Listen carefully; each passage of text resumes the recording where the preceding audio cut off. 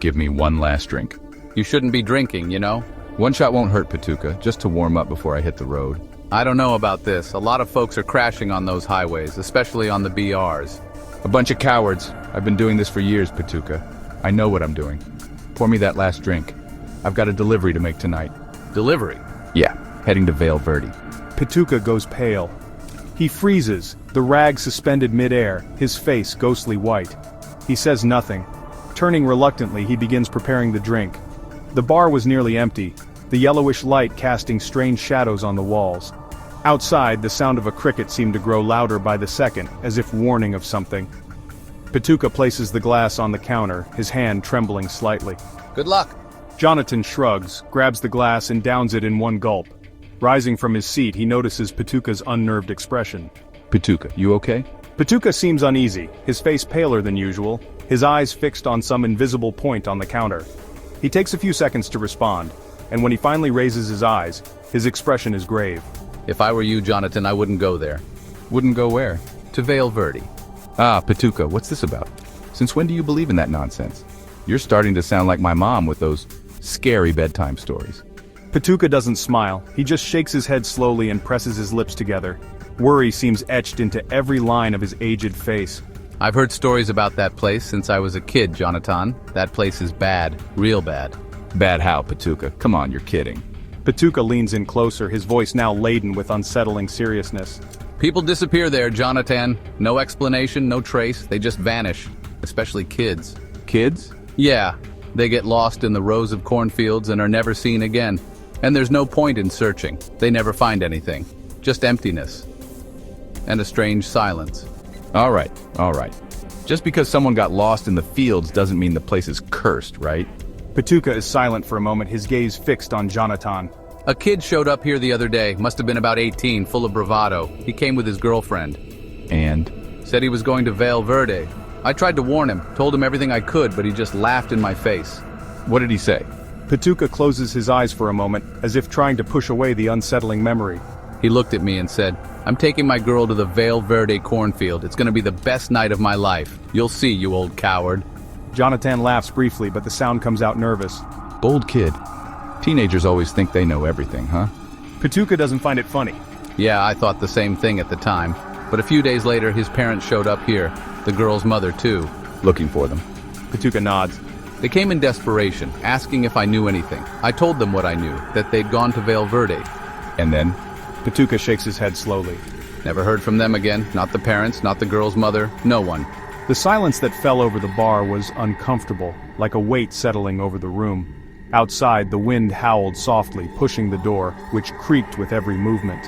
Patuka, I respect you, but I don't believe in that stuff. I've traveled many roads in my life, don't worry. Patuka looks at Jonathan for a long moment before responding. There are things in this world, Jonathan, that we don't understand, and some of them it's better not to try. Jonathan finishes his drink and places the glass on the counter with more force than he intended. Maybe so, but I've made up my mind. I'm going anyway. Patuka sighs, lowering his head as if giving up on trying to convince Jonathan. May God protect you, Jonathan. Jonathan places some bills on the counter and walks toward the door. See you around, Patuka. Don't worry so much. Patuka watched the door close with a creak, the sound echoing in the empty bar. He kept his eyes on the entrance as he murmured to himself, May God go with you.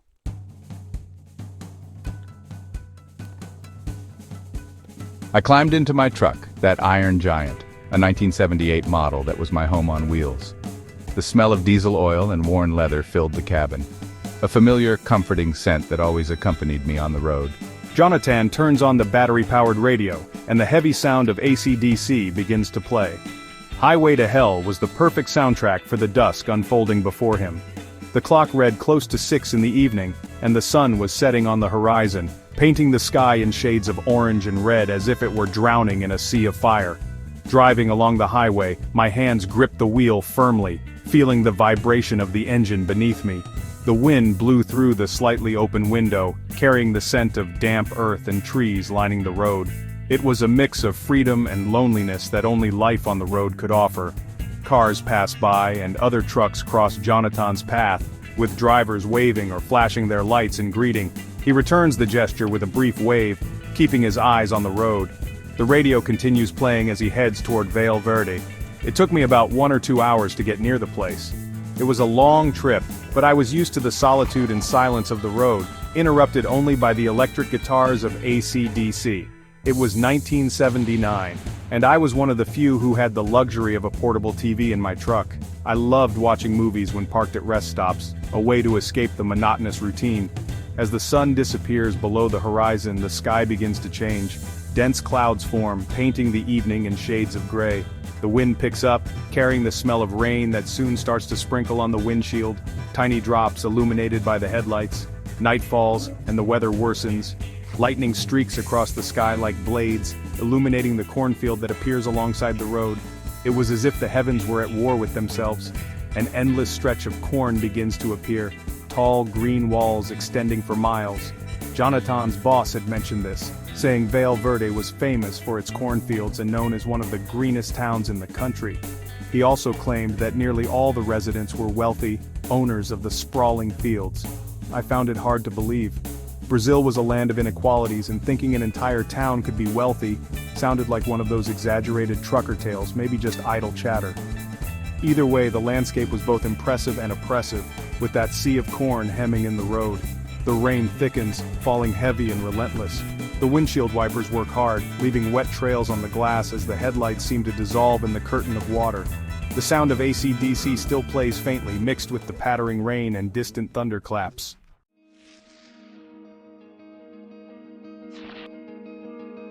Then Jonathan sees it. A figure emerges from the cornfield by the roadside. Are you okay? Jonathan slams the brakes hard, the truck skidding several meters before coming to a stop. The sound of the tires screeching on the wet pavement echoes through the night. Jonathan jumps out of the truck, his heart racing as if trying to burst out of his chest. The rain is pouring down in torrents, soaking his clothes within seconds. The headlights illuminate a girl stumbling out of the cornfield. She is covered in blood. Are you okay? The girl doesn't respond. Her eyes are wide, her face pale, almost gray. Blood trickles from a cut on her forehead, mixing with the rain. She looks lost, her hair plastered to her face and her clothes torn. Hey, talk to me. Jonathan carefully grabs her shoulders. He can feel her body trembling under his hands. She mumbles something, but it is impossible to understand over the noise around them. The only thing Jonathan can grasp is the metallic scent of blood mingling with the sweet, earthy smell of corn that seems to permeate the air around them. What happened? She lifts her eyes to meet his, filled with terror, and whispers something that chills him to the bone. They're coming. Who? Who's coming? The girl starts crying, her sobs muffled by the roaring wind. Come on, I'll get you out of here. Move! The girl hesitates, glancing back at the cornfield. She looks emaciated, and beneath the torn clothes her skin bears bruises and scars. Jonathan's stomach turns as he notices the raw, exposed flesh where one of her hands should have been. The shock made me pause. Thoughts raced through my mind. A lunatic in Vale Verde, a pedophile who had assaulted her and mutilated her. What if he was watching me now, hidden in the cornfield, observing my every move? My blood froze. Patuca's words came flooding back. Vale Verde is evil. The place felt cursed, and though the rain had lightened, it still fell heavily, as if trying to bury everything beneath its weight. Even without the wind, the rustling of the cornfield's leaves grew louder, mingling with the sound of the raindrops hitting them. I glanced at the endless rows of corn, and the noise seemed to take on a life of its own. A chill ran down my spine, and the feeling of being watched became unbearable. I ran back to the truck, my hands still smeared with the girl's blood. I was drenched, but that was the least of my worries. I thought about returning to the bar, but it was too far. With no other choice, I continued down the road toward Vale Verde, leaving the girl's body by the cornfield's edge.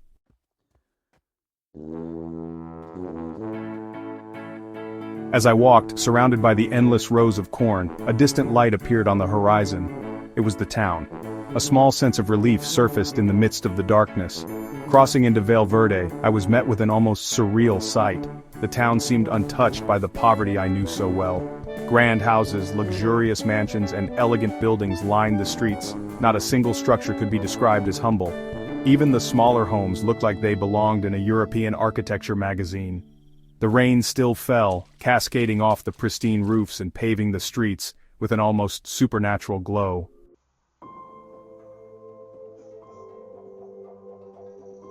I reached the police station. Inside, a bald officer with white hair and a protruding belly looked at me over his glasses. How can I help you, young man? I found a girl by the side of the road. The officer frowns. You're not from around here, are you, friend? I'm a trucker. I saw her on the road, abused and missing a hand. The officer sighs as if he'd heard stories like this before. Probably some wild animal. Wild animal? I thought, confused. It would have to be a massive creature to do all that, but the way he said it so nonchalantly unnerved me. The wet leather of my jacket, mixed with the iron scent of dried blood, was starting to make me nauseous.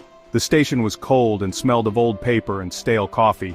Outside, the sound of rain mingled with the distant rustling of the cornfield, its presence lingering like an unshakable shadow. What's your name, friend? Jonathan Rodriguez. How old are you? I'm 20. And kids? Anyone who'd miss you? Yeah, I have a wife and 2 kids, but why do you ask? The officer gives a quick, almost awkward smile. Nothing. Just part of the job, you know? Gathering a bit of info here and there. Are you Christian, friend? I am. My whole family's been baptized. Ah, good. You're here to deliver to the mayor, right? I think so. All right, I'll take care of your case. As soon as you unload the delivery, I'll send a patrol to look for the girl. All right. I left the station with a strange feeling in my chest. I got into my truck and drove the load to the agreed location. As I navigated through Vale Verde's streets, something deeply unsettled me. The city was luxurious, but it felt incomplete. There wasn't a single church. That struck me. Anywhere else in the country, it's normal to see churches on every corner next to bars or supermarkets. There's always a cross marking the horizon of any small town. But here, nothing. I decided to keep my eyes open as I finished the job. I drove through several streets, crossing pristine avenues and perfectly symmetrical squares. The smell of rain mingled with the fresh aroma of flowers that seemed to grow in every garden. But the absence of churches continued to nag at me. Was it just exhaustion? Maybe my eyes were playing tricks on me. After unloading everything, I returned to the station. The officer greeted me with the same neutral expression as before, but there was something different in his tone now. We didn't find anyone. What do you mean? There was a dead girl. She was murdered. The officer sighs, crossing his arms over his hefty belly. Son, we sent a patrol, searched everywhere. We found nothing. No body, no sign of blood. Maybe you got confused. The air in the station grew stifling. The smell of stale coffee mixed with the damp leather of my jacket felt stronger. I stared at the officer, trying to figure out if he was messing with me, but his face showed nothing but indifference. Outside, the rain had stopped, but the sound of the cornfield seemed to echo even from miles away. The city's silence was almost supernatural, broken only by the wet boots of officers pacing back and forth. I knew what I had seen. I knew that girl had been there, that someone had hurt her. There was nothing. Not a drop of blood. Maybe it was a wild animal you hit and you mistook it for a girl. It was a girl, I'm sure of it. The officer remained still, his heavy, judgmental gaze fixed on Jonathan. We didn't find anything, Mr. Jonathan. You'd best get on your way. Here in Vale Verde, we don't like outsiders causing trouble. There's an uncomfortable pause before he adds, I'm sure you understand, especially drunken types like yourself. The stench of booze is reaching me from here. I froze for a moment, feeling the weight of his words. Then, without another word, I left. I got into my truck, furious at the officer and at everything that seemed wrong with that town. It was nearly morning, probably around 5 o'clock. The road was wet, but the rain had stopped, and the sky was beginning to brighten with the first rays of sunlight. As I drove, my mind replayed every detail. The word the officer had said lingered in my mind. Something about him deeply unsettled me. Why had he asked if anyone would miss me? At the time, the adrenaline had kept me from processing it, but now, calmer it seemed sinister.